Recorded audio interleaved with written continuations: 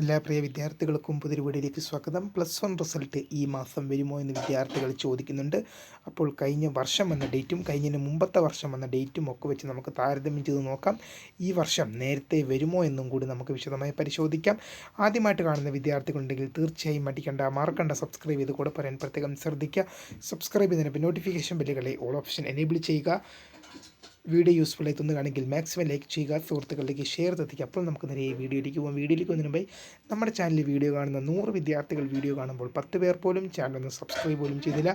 പ്രിയ വിദ്യാർത്ഥികൾ അങ്ങനെ ആവരുത്, തീർച്ചയായും സബ്സ്ക്രൈബ് ചെയ്യുക. നോട്ടിഫിക്കേഷൻ ബെല്ലുകളെ ഓൾ ഓപ്ഷൻ എനേബിൾ ചെയ്യുക. വീഡിയോ യൂസ്ഫുൾ ആയി തോന്നുകയാണെങ്കിൽ മാക്സിമം ലൈക്ക് ചെയ്യുക, സുഹൃത്തുക്കളിലേക്ക് ഷെയർ എത്തിക്കുക. അപ്പോൾ നമുക്ക് നേരെ വീഡിയോയിലേക്ക് പോകാം.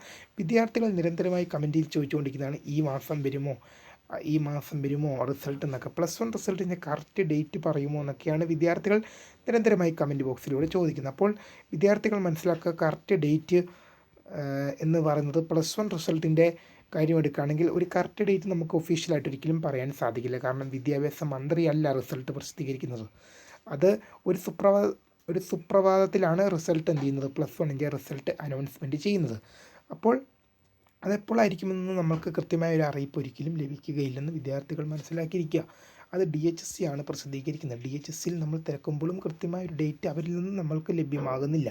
അപ്പോൾ കഴിഞ്ഞ വർഷം വന്നത് ജൂൺ 15 കഴിഞ്ഞതിന് മുമ്പത്തെ വർഷം വന്നത് ഓഗസ്റ്റ് മാസത്തിലാണ് വന്നത്. അപ്പോൾ അതൊക്കെ വെച്ച് നോക്കുമ്പോൾ ഈ വർഷം നേരത്തെ വരാൻ സാധ്യത ഉണ്ടോ എന്ന് ചോദിച്ചാൽ ഉണ്ടെന്നും പറയാൻ സാധിക്കും, ഇല്ല എന്നും പറയാൻ സാധിക്കും. കാരണം ഈ വർഷം നേരത്തെ വരാനുള്ള സാധ്യത എന്ന് പറയുന്നത് SLC +2 ഫലങ്ങൾ നേരത്തെ പ്രസിദ്ധീകരിച്ചു. അതുകൊണ്ട് തന്നെ +1ൻ്റെ ഫലങ്ങളും നേരത്തെ പ്രസിദ്ധീകരിക്കാനുള്ള സാധ്യതയുണ്ട്. നേരത്തെ പ്രസിദ്ധീകരിക്കാതിരിക്കാനും സാധ്യതയുണ്ട്. കാരണം +1ൻ്റെ റിസൾട്ട് വന്നിട്ട് ഇപ്പോൾ പ്രത്യേകിച്ച് ഗുണമോ കാര്യങ്ങളോ ഒന്നുമില്ല.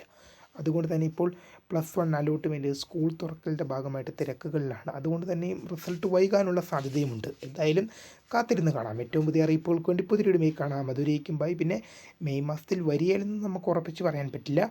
വരികയും ചെയ്യാം, വരാതിരിക്കുകയും ചെയ്യാം. നമ്മുടെ ചാനലിൽ പ്രീമിയർ വീഡിയോ അപ്ലോഡ് ചെയ്തിട്ടുണ്ട്. ലിങ്ക് ഡിസ്ക്രിപ്ഷനിലുണ്ട്. നോട്ടിഫിക്കേഷൻ ഓൺ ചെയ്ത് വെക്കുക. അപ്പോൾ പുതിയൊരു വീഡിയോ കാണുന്നവരെല്ലാ ഫ്രണ്ട്സിനും ബൈ.